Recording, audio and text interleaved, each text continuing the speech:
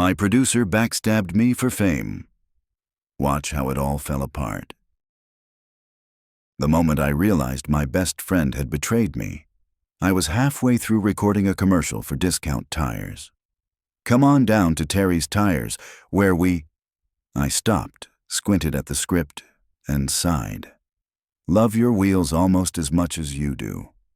I host a late-night community radio show in our small town, Malik at Midnight.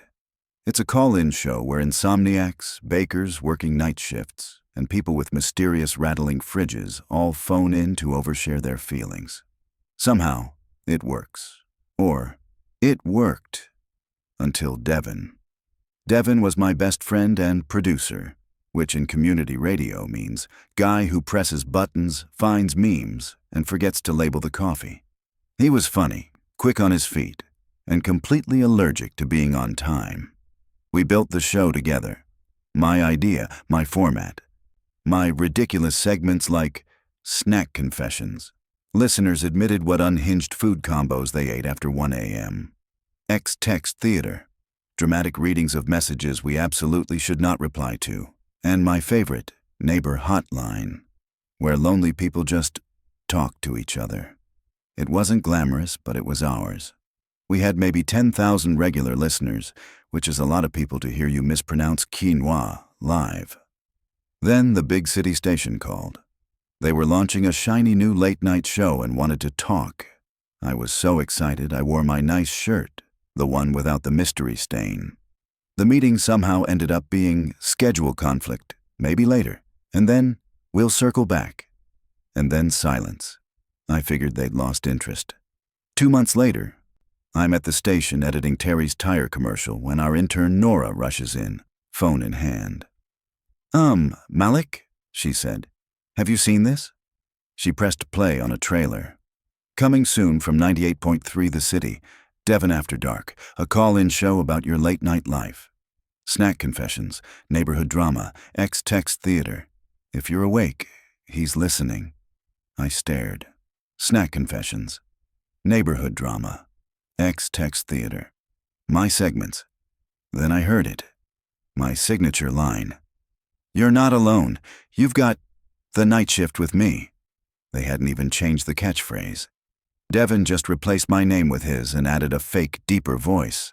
"I thought you knew," Nora said carefully. That night I found the full press release. Devin had created and developed the concept, they said. His groundbreaking late-night format was finally getting the platform it deserved. They'd hired him. Solo. The next morning, our station manager, Patty, called me into her office. "Good news and bad news," she said, sipping coffee like it was a shield. "Start with the bad," I said. "The big city station bought syndication rights to your time slot," she said. "They're going to air Devin After Dark here too." I blinked. "They're replacing me with me, but louder?" "Corporate, kiddo," Patty said gently. "They threw money at the board. We can keep you on weekends, pre-recorded if you want. Or you can take a payout and leave." I went home, sat on my couch, listened to the demo trailer 17 times like an emotional detective. Then I did what any mature, thoughtful adult would do. I called my mom. She listened all the way through, then said, "Oh, absolutely not." My mom, who once returned a toaster twice on principle, had spoken. 3 important facts about me. I am pathologically non-confrontational. I am also pathologically thorough. I have 4 years of old shows saved, labeled, and backed up like they're baby photos. Devin couldn't see the betrayal, obviously. When I texted him a screenshot of the press release, he replied, "Bro, this is good for both of us." You can say, "I knew him when," like he just won a raffle. I stared at that message until it blurred. I didn't want to scream. I wanted balance.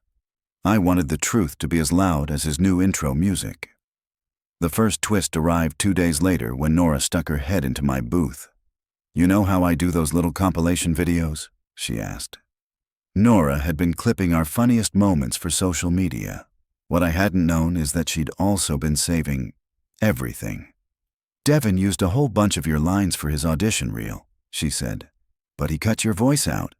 I still have the original recording if, that's useful. It was very useful, because in the original file, you could hear Devin saying, "You're the genius, man. I just react. Malik at Midnight is your baby. If this ever goes big, you better put your name on it." Nora emailed it to me. Then, shyly, she said, "I've also been running our socials. People love you, Malik. Not just the show, you." And that's when Operation Frequency Response was born. Step 1. Tell the truth, but not just to my mom. I recorded a special episode of Malik at Midnight, our last week together, as Patty had put it. But instead of moping, I told the story. Not in a bitter way. Just the facts. How the show started. How we built the segments. How the big station had approached us. How I'd found out about Devin After Dark from a trailer and not my supposed best friend. Then I played the old clip Nora had found. If this ever goes big, you better put your name on it. The phone lines lit up like a Christmas tree with strong opinions. One caller, "We ride at dawn, emotionally, of course." Another, "They can't upgrade you out of your own idea." I ended the show by saying, "Wherever this goes next, I just want you all to know I've loved being part of your nights, and I hope you'll follow me wherever I end up." Subtle? No. Effective? Oh yes. Nora clipped that entire hour, added some old shots of me goofing off in the studio, and posted it with the caption, "When a big station tries to syndicate your show without the host." It blew up. Our little community account went viral.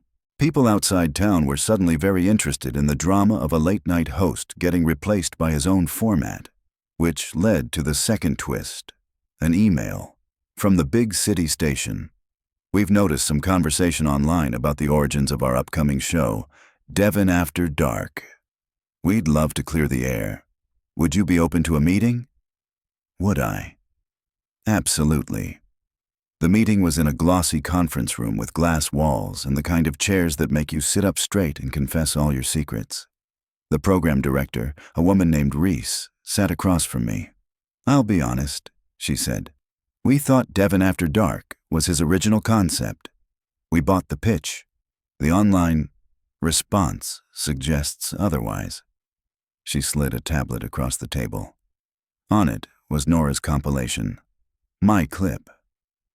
The old recording of Devin praising my baby. "Did you ever sign over the rights to your show?" she asked.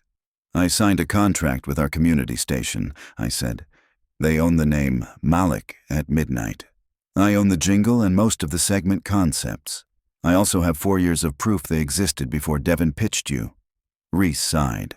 "I believe you. Our legal department is having a panic attack as we speak." There was a pause. "Look," she continued, "when we greenlit Devin's show, we saw a charismatic guy and a solid format. Integrity matters to us too. We're not a steal and run kind of operation." I raised an eyebrow. "And yet," I said mildly, "here we are." She winced. "Fair. Here's what I'm prepared to offer." I had expected them to ask me to quietly bless the show in exchange for a tiny credit line. Maybe some hush money. Instead, she said, "We want to rebrand the slot as The Midnight Neighbor with Malik and build it with you as creator and host. We'll buy out your concepts properly. Devin can stay on as a supporting voice if you want, or he can pursue other projects." I stared. "You're offering me his job," I said slowly. "I'm offering you your job," she replied, "on a bigger station with a contract that says your name first." I thought about all the callers who'd stayed with me through awkward first shows, bad mic days, heartbreak songs, and midnight pep talks. I thought about the board at our community station who'd chosen money over me. I thought about Devin's text. "You can say, I knew him when." I smiled. "I have conditions," I said. "Revenge, as it turns out, looks a lot less like a dramatic showdown and a lot more like reading contracts with a highlighter. Here's what we agreed on. I'd host The Midnight Neighbor with Malik on the big station and syndicate it back to my community station for free. Patty keeps her nights filled. My town still gets me. The show credits would list me as creator and host. The original jingle, written by me and my cousin in a garage, would be registered under my name and licensed to the station. Devin would get a polite press release exit and the option to be an occasional correspondent, if I approved the segment. I didn't say yes to that last part lightly, but the truth is, I didn't want to ruin his life. I just wanted the scales reset.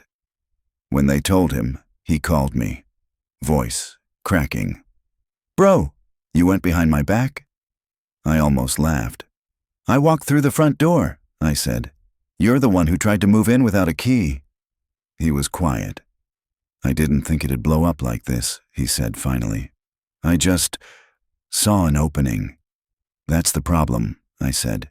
"You saw an opening. I saw 10 years of work.